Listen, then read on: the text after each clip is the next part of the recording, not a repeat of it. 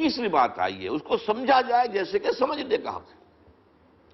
اس کے دو رتبے مرحلے جو بھی آپ کہیں، پہلا ہے جس کو قرآن کہتا ہے تذکر بالقرآن، قرآن سے نصیحت اخذ کر لینا، قرآن جو ہدایت دیتا ہے وہ حاصل کر لینا۔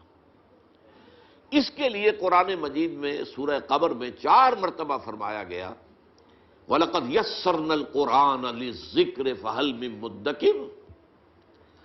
یہ نصیحت اخذ کرنے کے لیے، ہدایت اخذ کرنے کے لیے ہم نے قرآن کو آسان بنایا ہے، تو ہے کوئی تم میں سے کہ جو اس سے ذکر حاصل کرنا چاہے؟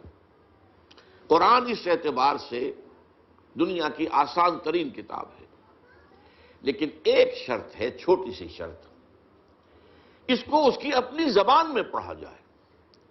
قرآن مجید نازل ہوا، عربی میں نازل ہوا، اور عرب ہی پہلے مخاطب تھے، لہذا ان کے لیے تو بہت آسان کام تھا، حضور کی زبان مبارک سے قرآن ادا ہو رہا ہے اور ان کے قلوب پر اور ان کے اذہان میں اترتا چلا جا رہا ہے۔ انہیں کسی دقت کا سامنا نہیں تھا کہ پہلے وہ عربی سیکھیں، عربی گرامر پڑھیں اور پھر قرآن مجید کو سمجھیں۔ لیکن یہ جو تذکر بالقرآن ہے، قرآن مجید سے نصیحت اخذ کرنا، ایک ہے قرآن مجید پڑھ کر صرف ثواب حاصل کر لینا، میں اس کی بات تو ختم کر چکا، وہ تو جو تھا پڑھنا، جیسا کہ پڑھنے کا حق ہے اس میں بیان ہو چکا، یقیناً تلاوت سے ثواب حاصل ہوتا ہے، اور آپ ظاہر بات ہے کہ اپنا وقت لگاتے ہیں، وضو کرتے ہیں، بیٹھتے ہیں، قبلہ رخ ہو کر بیٹھتے ہیں، پھر قرآن مجید کو پوری اس کی تعظیم کرتے ہوئے کھولتے ہیں اور پھر قرآن پڑھتے ہیں، تو آپ کی یہ محنت اور آپ کا جو وقت لگا ہے یہ اللہ تعالیٰ جو اس کا ثواب دے گا۔ لیکن ایک ہے تذکر بالقرآن، قرآن سے نصیحت اخذ کرنا، ہدایت اخذ کرنا، وہ صرف پڑھنے سے تو حاصل نہیں ہوگی جب تک کہ آپ اسے سمجھیں نا۔ اور اس کی پہلی منزل یہ ہے کہ آپ اتنی عربی ضرور سیکھ لیں کہ آپ قرآن مجید کو تواتر کے ساتھ پڑھتے چلے جائیں اور اس کا ذکر، اس کی ہدایت آپ کے دل اور دماغ میں اترتی چلی جائے۔ اس کے بغیر تذکر حاصل نہیں ہو سکتا۔ ثواب حاصل ہو جائے گا، میں پھر عرض کر رہا ہوں، کہیں میری بات کو آپ غلط سمجھیں۔ کچھ لوگ ہیں جو کہتے ہیں کہ بغیر سمجھے پڑھنے سے کوئی ثواب بھی نہیں ہوتا، نہیں، میں اس کا قائل نہیں ہوں۔ اس کے پڑھنے سے، اس کی تلاوت، محض تلاوت سے بھی ثواب حاصل ہوتا ہے، اگرچہ اس میں ایک نکتہ ہے وہ میں بعد میں عرض کروں گا۔ لیکن یہ ہے کہ اگر آپ کو اس سے کچھ اخذ کرنی، ہدایت اخذ کرنی ہے، نصیحت اخذ کرنی ہے، تو میرے نزدیک میری بات غور سے سن لیجئے، ہر پڑھے لکھے مسلمان کا فرض ہے کہ وہ اتنی عربی سیکھے کہ قرآن مجید کو اپنی آنکھ سے پڑھ سکے۔ ترجمے سے پڑھنے میں وہ تاثیر نہیں ہوتی۔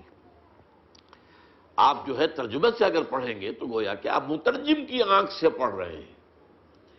یہ تو اپنی آنکھ سے پڑھنا تو تبھی ہوگا جبکہ آپ عربی زبان سے واقف ہوں اور قرآن کے اور آپ کے درمیان ترجمہ حائل نہ ہو، بلکہ قرآن جسے اقبال کہتا ہے تیرے ضمیر پہ جب تک نہ ہو نزول کتاب، گرہ کشا ہے نہ رازی نہ صاحب کشاف، براہ راست دل پر نازل ہونا چاہیے، اور اس کے لیے اتنی عربی سیکھنا میرے نزدیک فرض۔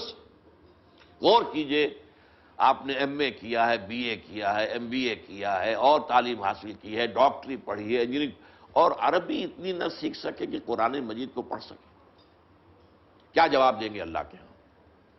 اللہ تعالیٰ کے سامنے حاضری ہونی ہے، قیامت پر ہمارا یقین ہے، یوم یقوم الناس لرب العالمین، ہمیں حاضر ہونا ہے، جواب دہی کرنی ہے۔